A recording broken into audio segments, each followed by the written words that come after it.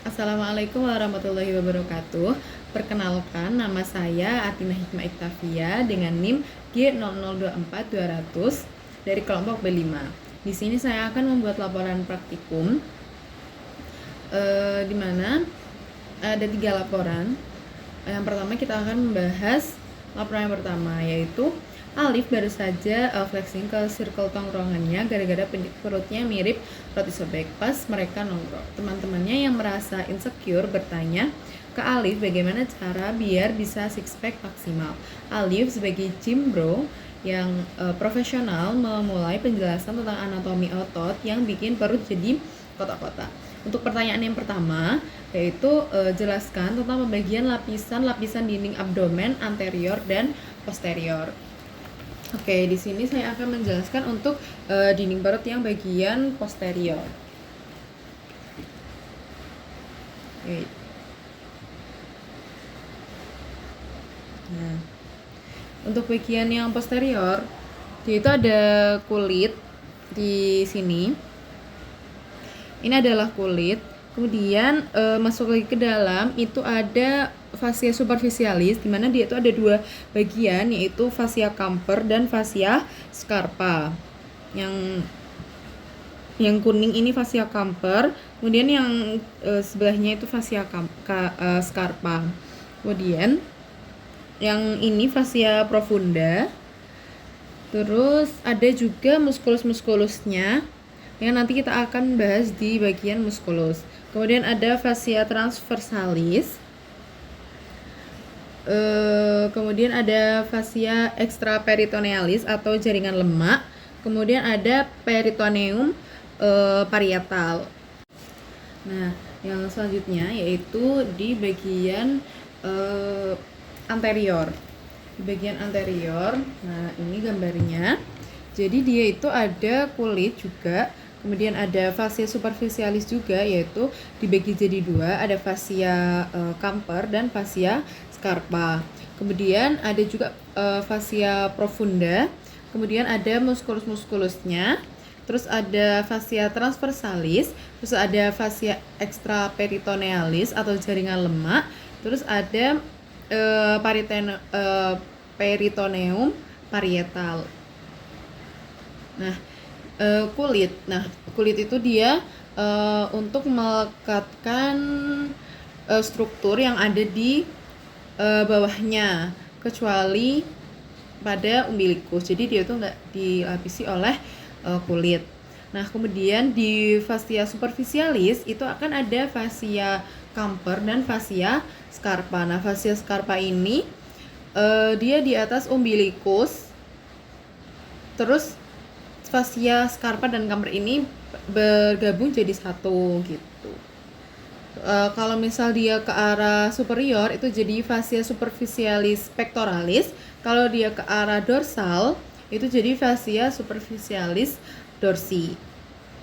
Nah, terus ada fascia profunda, dia itu lapisan tipis jaringan ikat yang menutupi muskulus dan terletak tepat di bagian dalam fascia. Terus ada muskulusnya juga, ada flat muscle dan vertical muscle. Nanti kita akan bahas di nomor kedua. Terus ada fascia transversalis, di mana dia itu lapis berkelanjutan dari fascia ini profunda. Terus habis itu di fascia transversalis ini ada muskulus yang paling terlihat, yaitu musculus transversus abdominis. Terus ada juga tadi fascia extraperitonealis, dia itu jaringan lemak yang kalau misal dia itu ke arah anterior tubuh disebut dengan preperitoneal. Kalau dia ke arah posterior tubuh itu retroperitoneal. Terus ada peritoneum parietal. Peritoneum parietal itu lapisan yang melapisi bagian dalam dari dinding abdomen dan menjadi bagian dari dinding abdomen itu. Terus juga ada peritoneum visceral. Jadi dia itu lapisan peritoneum yang melapisi langsung permukaan organ viscera abdominis, baik sebagian maupun keseluruhan. Jadi di peritoneum visceral ini ada dua, yaitu intraperitoneal yang dia itu melapisi seluruh permukaan organ, sama ada retroperitoneal, dia itu hanya melapisi sebagian organ saja. Untuk soal yang kedua yaitu jelaskan sistem otot yang ada di abdomen. Oke. Nah, jadi otot yang ada di abdomen itu ada flat muscle dan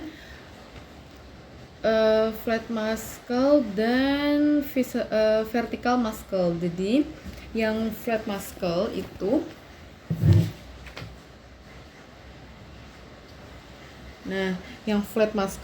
ada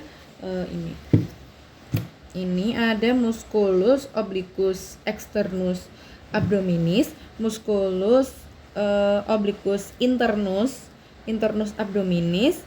Terus ada di musculus obliquus externus abdominis ini ada ligamen inguinal.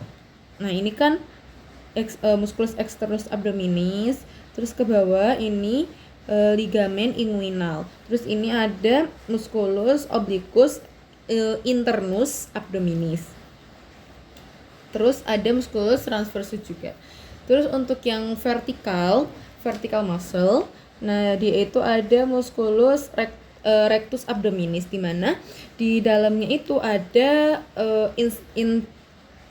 intersections tendinae.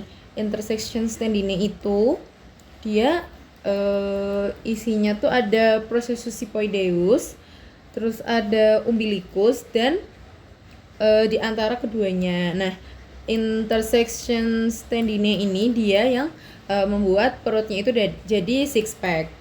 Terus ada juga musculus pyramidalis. Nah, ini di bagian bawah ini musculus pyramidalis itu yang vertical muscle. Pertanyaan yang ketiga yaitu jelaskan struktur penggantung yang menjaga organ pencernaan pada posisinya.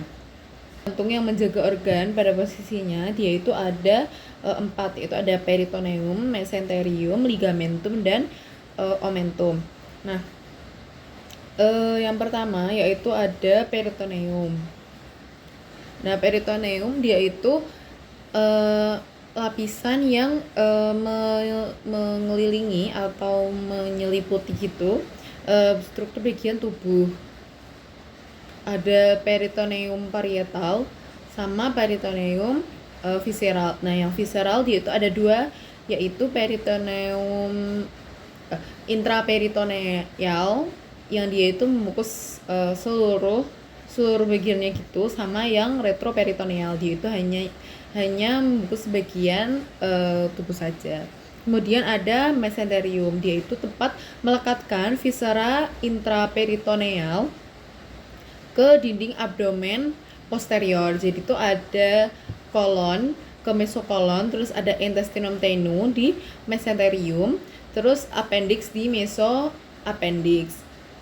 Nah, terus mesenterium ini dia itu lipatan ganda peritoneum yang luas dan berbentuk kipas gitu, yang menghubungkan jejunum dan ileum dengan bagian posterior abdomen. Terus selanjutnya itu ada omentum. Nah, omentum ini dia membentang dari gaster dan proximal duodenum untuk melekatkan viscera intraperitoneal.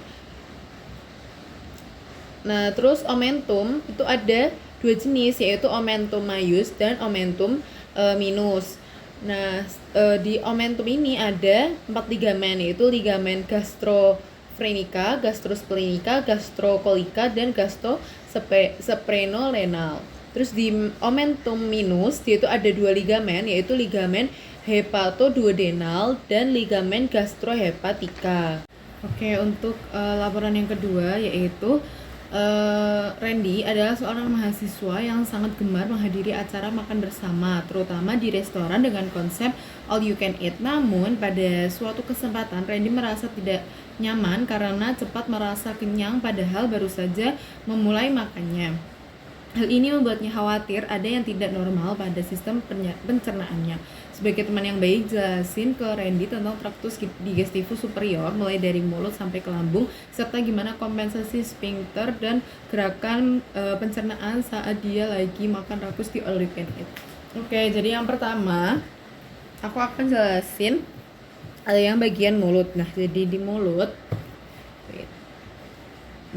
jadi di mulut itu ada di mulut atau cavitas oris, yaitu ada vestibulum oris dan cavitas oris propria.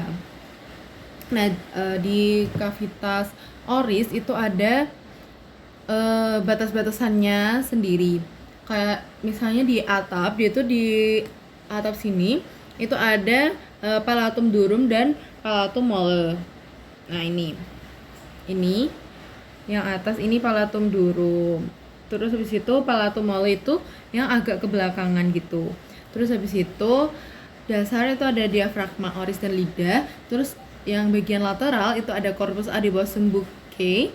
Terus processus alveolaris mandibula et maxilla. Terus anterior itu ada rima oris dan posterior ada isthmus faucium. Itu ada di belakang gitu, isthmus faucium. Nah, terus di vestibulum oris dia itu ada batasan-batasannya juga.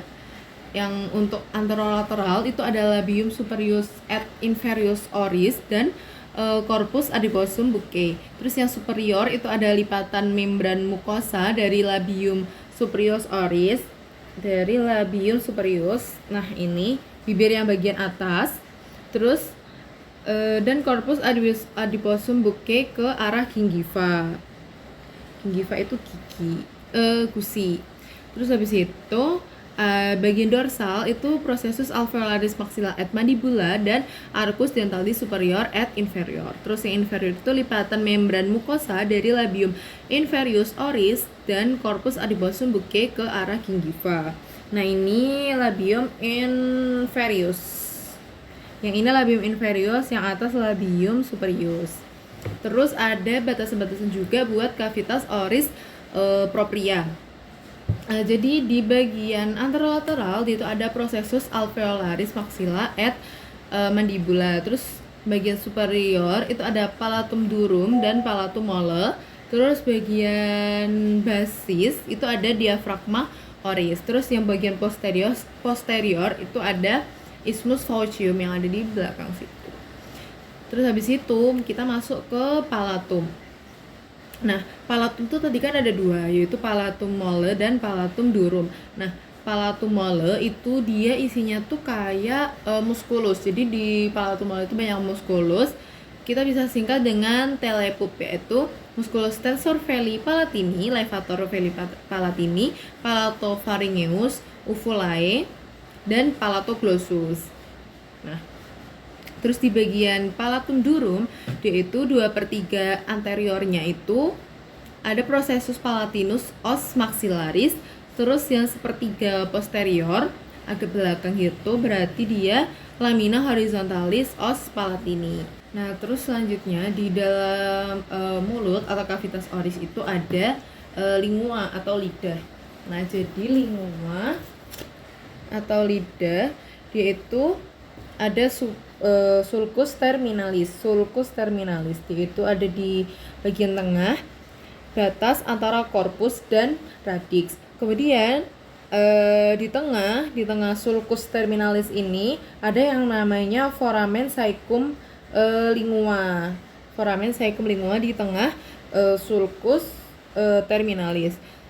Terus habis itu di lingua ini juga ada beberapa otot atau muskulus-muskulusnya.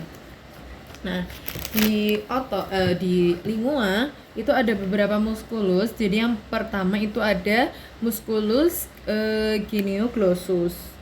Ini musculus genioglossus. Yang ini musculus genioglossus. Terus ada musculus hyoglossus. Yang ini musculus hyoglossus. Terus ada musculus styloglossus. Ini yang panjang ini musculus styloglossus. Kemudian ada musculus palatoglossus yang mirip sama styloglossus tapi agak pendek, agak kecil gitu. Ini styloglossus. Yang kecil ini stylo, yang panjang ini ulang. Yang kecil palato, yang panjang itu stylo. Nah, jadi otot-ototnya ini diinervasi sama nervus hypoglossus, kecuali pada musculus palatoglossus yang inervasinya itu sama nervus vagus. Terus ada musculus yang intrinsik. Yang intrinsik itu ada ini. Yang intrinsik itu ada musculus longitudinalis superior ini.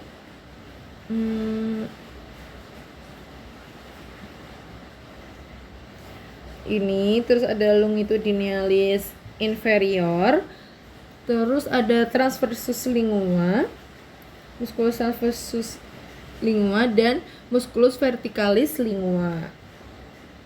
Itu yang otot intrinsik.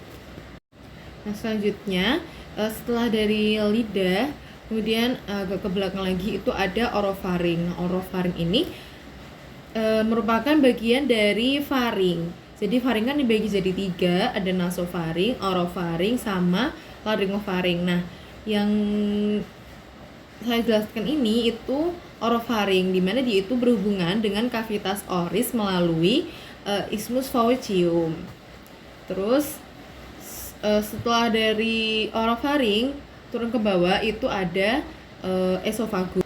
Selanjutnya pada esofagus dia itu ada dibagi 3 parts, yaitu ada 3 parts, yaitu parts yang cervicalis, yaitu setinggi VC6 sampai VT1. Kemudian ada yang thoracalis, yaitu VT1 sampai 10. Yang abdominalis itu VT10 sampai VT11. Nah, kemudian di esofagus ini ada juga angustia. Angustia tuh kayak penyempitan. Nah, di esofagus itu ada 3 penyempitan. Ada 3 angustia, yaitu angustia superior, angustia medial, dan angustia inferior. Nah, di angustia superior dia itu setinggi vertebra cervicalis 6 atau pada musculus cricopharyngeus dan cartilago crocoidea. Terus pada angustia media dia itu setinggi vertebra thoracica 4 atau 5, yaitu di tempat arcus aorta dan bronchus primarius dexter menyilang. Terus habis itu ada angustia inferior yang ketiga, setinggi vertebra thoracica 10 saat melalui hiatus esofagus. Neurovaskularisasinya di esofagus itu ada neurovaskularisasi yang sepertiga superior, dia itu diinervasi oleh esophagealis artery thyroidea inferior, sepertiga medianya itu aorta descendens thoracica, sepertiga inferiornya itu arteri gastrica sinistra. Terus yang vena itu sepertiga superiornya itu vena thyroidea inferior, sepertiga media vena azygos, sepertiga inferior vena gastrica sinistra. Oke, lanjut. Setelah dari esofagus, makanannya itu akan turun ke lambung. Nah, di lambung itu ada bagian-bagiannya yang perlu kita ketahui. Nah, yang pertama di lambung itu bagian atas ini ada fundus gastricum, kemudian yang bagian sini badannya itu namanya corpus gastricum. Nah, di corpus ini ada lipatan-lipatan gitu namanya rugae. Kemudian di sini ada pars pylorica. Pars pylorica ini ada canalis pyloricus dan antrum pyloricum. Kemudian ada juga kurvaturanya yang lebar atau yang panjang, yang luar gitu, namanya kurvatura mayor. Kalau yang di dalamnya yang lebih kecil itu namanya kurvatura minor. Kemudian ada lekukan yang dia itu habis dari esofagus terus ke lambung, itu ada lekukan namanya incisura cardialis. Nah, terus di bagian lambung juga itu ada yang namanya sphincter pyloricum. sphincter pyloricum, di mana dia itu nanti akan membuka saat ada makanan yang akan turun lanjut ke duodenum. Jadi dia tuh fungsinya untuk kayak pembuka tutup gitu. Kalau misalnya ada makanan dia buka, kalau misalnya nggak ada ya dia akan nutup gitu. Nah fungsinya tuh untuk apa? Sphincter ini kalau nggak salah di lambung kan pH-nya asam ya. Nah di usus gitu cenderung basa. Jadi kalau misal sphincternya ini kebuka, nah nanti cairan yang di lambung dan di usus itu akan bercampur gitu, jadinya nanti akan menimbulkan bahaya gitulah. Nah jadi ini si sphincternya kalau misal dia nggak digunakan dia akan menutup. Misal ada makanan yang mau ke duodenum dia akan membuka. Oke, lanjut laporan yang ketiga, yaitu Andre, seorang mahasiswa tingkat akhir, merasa tidak nyaman setelah mengonsumsi makanan cepat saji selama sebulan penuh karena kesibukan menyelesaikan skripsi. Ia sering mengalami perut kembung, rasa tidak nyaman di bagian perut bawah, dan gangguan buang air besar. Dalam obrolan ringan di kampus, Andre mengeluh kepada Anda. Sebagai teman yang baik, jelaskan kepada Andre tentang tractus digestivus inferior. Soal yang pertama, jelaskan tentang perbedaan jejunum dan ileum. Oke, soal yang pertama yaitu perbedaan jejunum dan ileum. Nah, karakteristik jejunum dan ileum yang pertama yaitu letaknya. Letak jejunum itu regio umbilicalis, kemudian yang ileum itu di kanan bawah cavum abdomen sampai pelvis. Kemudian warnanya, untuk jejunum dia itu warnanya lebih merah gelap, ileum itu pink muda. Kemudian diameternya keduanya tuh nggak jauh berbeda. Kalau yang jejunum itu 2 sampai 4 cm, yang ileum itu 2 sampai 3 cm. Kemudian otot polos di jejunum dia itu cenderung lebih banyak gitu, jadinya lebih tebal. Kalau yang di ileum dia itu sedikit, jadinya lebih tipis. Kemudian ya tadi vaskularisasi.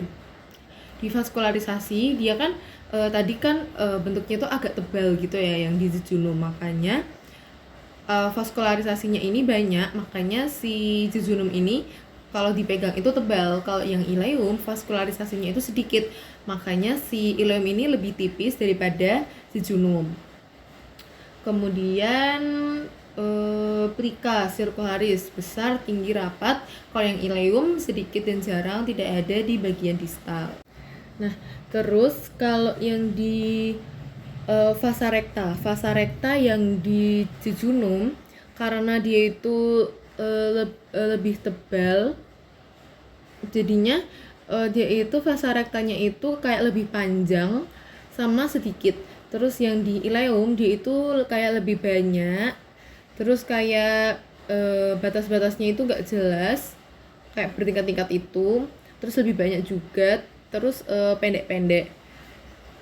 Terus habis itu yaitu tadi perbedaannya, dia itu kalau dipegang teksturnya itu yang jejunum itu lebih tebal karena banyak otot vaskularisasinya gitu. Kalau yang ileum dipegang itu lebih tipis karena dia vaskularisasinya sedikit, ototnya sedikit. Terus vasa rectanya juga dia pendek-pendek, lebih pendek daripada yang jejunum.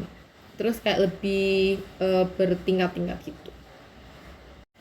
Lanjut soal yang kedua, yaitu jelaskan struktur bangunan di kolon.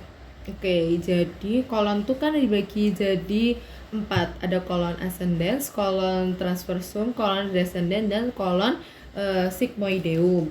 Nah, ini di intestinocrassum ada kolon yang pertama tuh kolon ascendens, dimana dia itu berjalan dari sini cecum terus ke atas terus belok ke kiri. Ya, belokannya itu namanya flexura coli dextra. Terus jadi kolon transversum. Terus ada lekukan lagi turun ke bawah. Lekukannya itu namanya flexura coli sinistra. Terus ke bawah itu ada kolon descendens. Terus mangkuk ke bawahnya ini kolon sigmoideum. Di intestinum crassum itu ada yang namanya Taenia coli. Nah, Taenia coli, dia itu dibentuk oleh stratum longitudinal tunica muscularis yang tidak membentuk lapisan yang utuh dan kontinu menutupi seluruh permukaan. Terus ada juga Taenia libera, tidak dilekati oleh bangunan. Taenia libera, nah ini Taenia libera yang di tengah tidak dilekati oleh bangunan.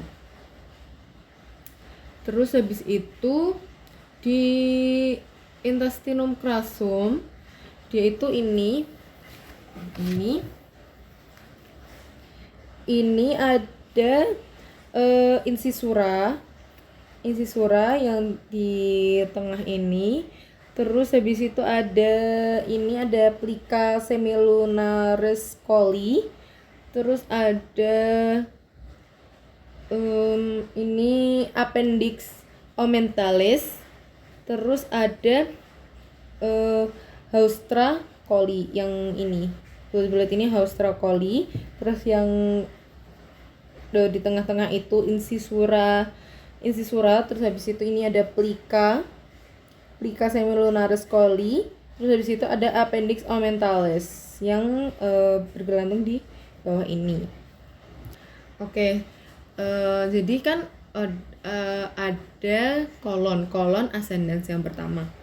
Kolon ascendens itu dari cecum sampai ke permukaan inferior lobus hepatis dexter, terus membelok ke kiri membentuk flexura coli dextra. Terus melanjutkan diri sebagai kolon transversum. Terus habis itu di kolon ascendens dia itu ada inervasinya. Kalau yang simpatis itu nervus planicus minor, yang parasimpatis itu nervus vagus atau nervus 10. Habis itu di kolon sigmoideum. Kolon sigmoideum itu penggantungnya ada mesokolon sigmoideum, terus kemudian dia melanjutkan ke rectum. Terus ada kolon transversum, di ini berjalan menyilang mulai dari flexura coli dextra sampai ke flexura coli sinistra. Terus habis itu ada kolon descendens. Kolon descendens ini berada di kuadran kiri, atas, dan bawah, berjalan dari flexura coli sinistra ke pinggir dari pelvis. Oke, selanjutnya soal yang ketiga yaitu jelaskan struktur anatomi yang berhubungan dengan pengeluaran feses. Nah, jadi di rektum yang ini, dia itu ada sisi luarnya terdapat flexura sacralis dan flexura perinalis atau flexura anorektal. Nah, kolon berbentuk S jika dilihat dari lateral. Terus flexura anorektal membantu menjaga kontinensi tinja melalui tonus otot puborectalis atau bagian dari levator ani. Saat defekasi, flexura menjadi tegak dan tinja bergerak ke anal kanal. Terus sisi dalamnya rectum proprium itu terdapat lipatan-lipatan transversal yang disebut plica transversalis recti atau Houston. Nah, di bawah lipatan ini rectum mengalami dilatasi membentuk ampulla recti. Terletak langsung di atas dan didukung oleh diafragma pelvis atau levator ani dan ligamen anokoksigel. Nah, ampulla recti ini memiliki kemampuan untuk berelaksasi karena fungsinya itu untuk menerima dan menahan akumulasi massa tinja sampai dikeluarkan saat buang air besar. Nah, hal ini menjadikan ampulla recti sebagai elemen penting yang mempertahankan kontinensi tinja. Terus ada juga zona transisi dari rektum ke kanalis analis ditandai dengan adanya linea anorectalis. Nah, area ini dicirikan dengan adanya perubahan dari plica transversalis recti menjadi plica longitudinal anal kanal. Anal itu terletak di bawah diafragma pelvis dan berakhir di anus. Jadi setelah dari rektum, dia itu ada kanal anal terus ke anus. Nah, terus habis itu di kanal anal itu ada otot sphincternya, yaitu ada musculus sphincter ani internus, terus ada musculus corrugator ani, terus ada musculus sphincter ani externus, terus ada musculus puborectalis. Dia itu otot-otot yang bekerja di rectum anus. Cukup sekian penjelasan laporan praktikum blok 1.3 dari saya. Terima kasih. Wassalamualaikum warahmatullahi wabarakatuh.